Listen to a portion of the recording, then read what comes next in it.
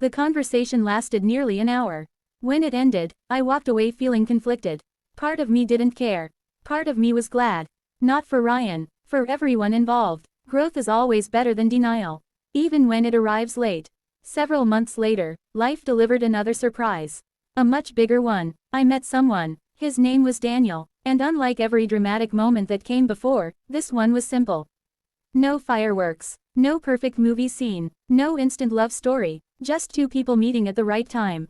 We started talking, then spending time together, then laughing together. The relationship developed slowly, naturally, without pressure, without games, without confusion. The biggest difference, I never felt like I had to investigate anything.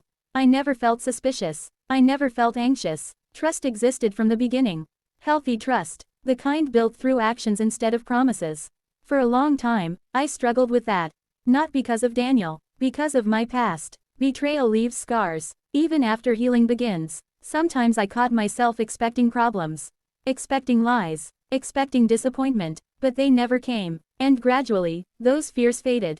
One day Daniel asked me something important.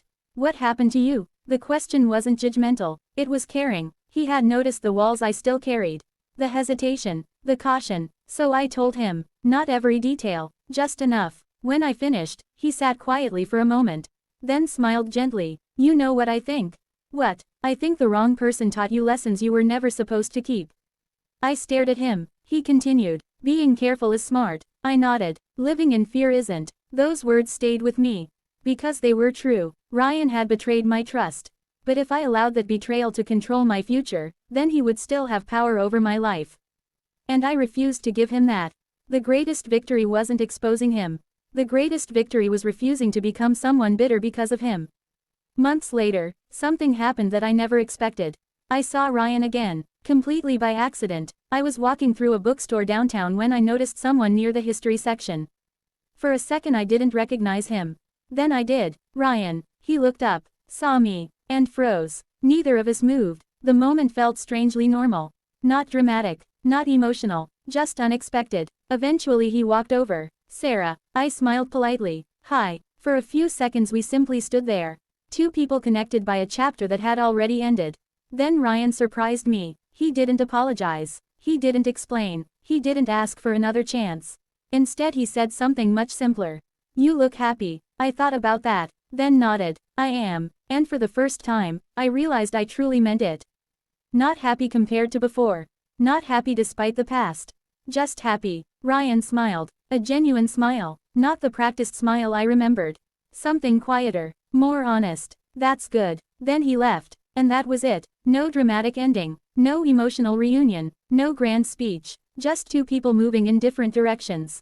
Exactly as life intended. As I watched him walk away, I felt nothing but peace. No anger. No resentment. No desire for revenge. Because revenge had never really been the destination. Freedom was. And I was finally free. What I didn't realize at that moment was that one final lesson still remained. A lesson that would completely change how I viewed everything that happened. A lesson that took years to fully understand. And it would become the most important part of the entire story. For a long time, I believed this story was about betrayal. Then I believed it was about revenge. Later, I thought it was about justice. But years after everything happened, I finally understood what it was really about. It was about truth. The truth we ignore. The truth we avoid. The truth we eventually have to face. Whether we're ready or not. Life has a strange way of teaching lessons. Sometimes those lessons arrive gently. Sometimes they arrive like a storm. Mine arrived through a person I trusted completely. A person who lied. A person who betrayed me. A person who changed my life. Not in the way he intended. In a much bigger way. The year after I ran into Ryan at the bookstore became one of the best years of my life. Not because everything was perfect. Because I finally understood myself. For years, I had measured happiness through relationships. Through other people. Through external validation. I thought love would complete my life. I thought loyalty from someone else would create security. I thought trust was something another person gave you. Now I knew better. Real security starts within. Real confidence comes from within. And while trust is important, your entire identity should never depend on someone else's honesty. That lesson changed everything. Daniel and I continued building our relationship. Slowly, patiently, healthily. There were no games, no mysteries, No endless questions. And because of that, I finally experienced something I hadn't felt in years. Peace. The kind of peace that allows you to sleep at night. The kind of peace that doesn't require constant reassurance. The kind of peace that feels almost boring after years of drama. And that's when I discovered something funny. Peace isn't boring. Peace is valuable. People only realize that after they've lived without it. One evening, nearly 2 years after the event that exposed Ryan's lies, I received an unexpected email. The sender surprised me. Ryan. For a moment, I simply stared at the screen. I hadn't spoken to him since the bookstore. Part of me considered deleting it immediately. But curiosity won. I opened the message. The email wasn't long. In fact, it was surprisingly short. There were no excuses. No attempts to rewrite history. No requests. No manipulation. Just honesty. For perhaps the first time, Ryan wrote that he had spent a long time reflecting on everything that happened. He admitted he had blamed other people at first. Then circumstances. Then bad luck. Eventually he was forced to accept the truth. The problem had always been him.